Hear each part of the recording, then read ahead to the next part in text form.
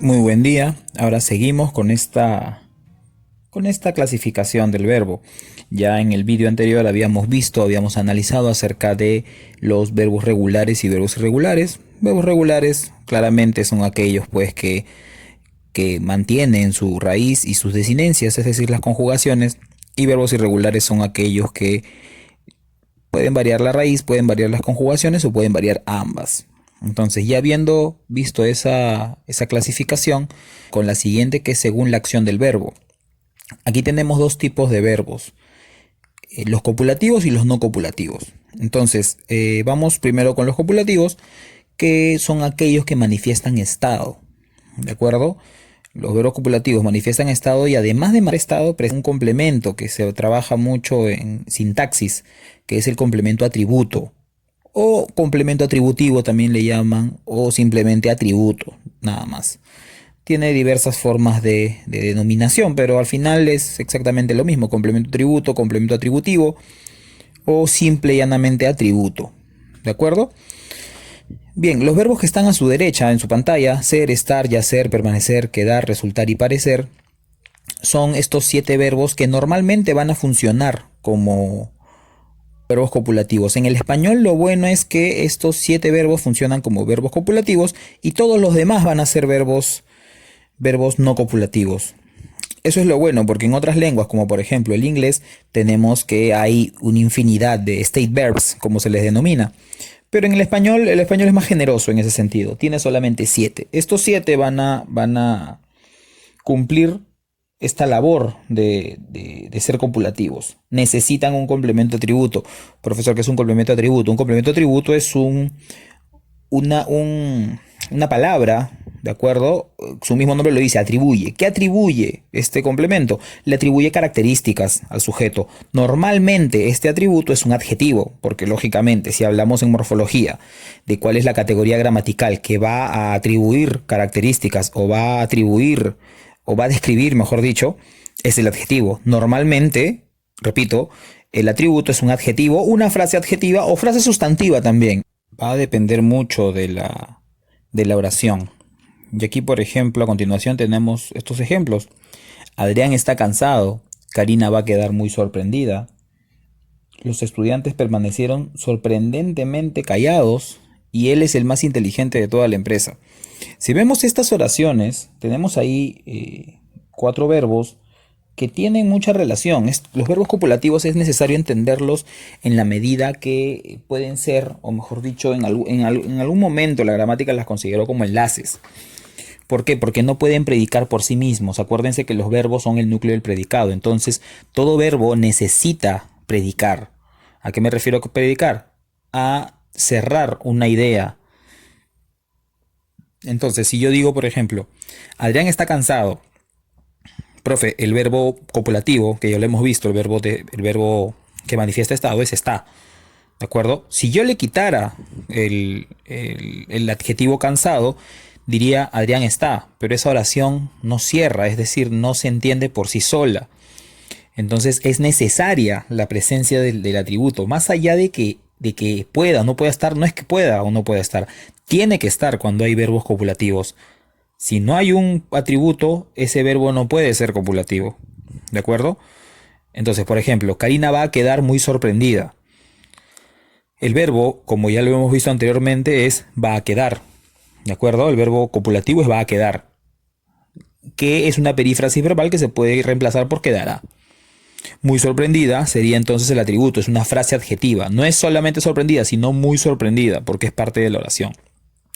Las estudiantes permanecieron sorprendentemente calladas. Exacto, ya lo sacaste. El verbo copulativo, ¿cuál es? Permanecieron.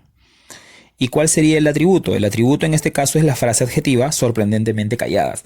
Profesor, ¿no podría ser solamente el atributo calladas o sorprendida en la oración anterior?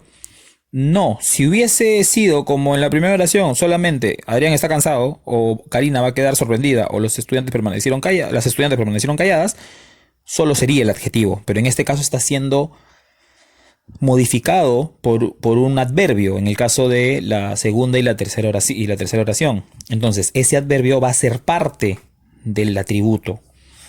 Ahora, en las 3 primeras tenemos adjetivos, pero en la cuarta no solamente está el adjetivo. Yo digo, él es el más inteligente de toda la empresa.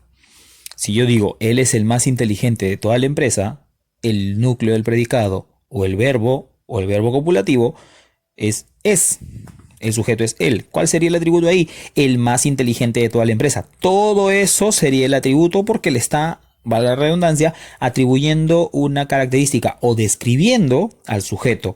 Esa es la función del atributo. El atributo no solamente no solamente se refiere al sujeto, no solamente modifica al sujeto, no solamente complementa la oración, sino también le da sentido a la oración. Porque si yo dijera simplemente él es, de repente si hubiese otro contexto y yo digo, ¿quién es Pepito? Él es, ahí sí se entiende, pero así nada más no.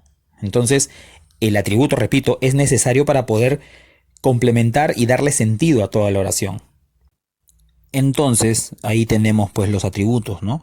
En el primer caso el atributo es cansado, en el segundo caso el atributo es muy sorprendida, en el tercer caso sorprendentemente callada, y en el último el más inteligente de toda la empresa.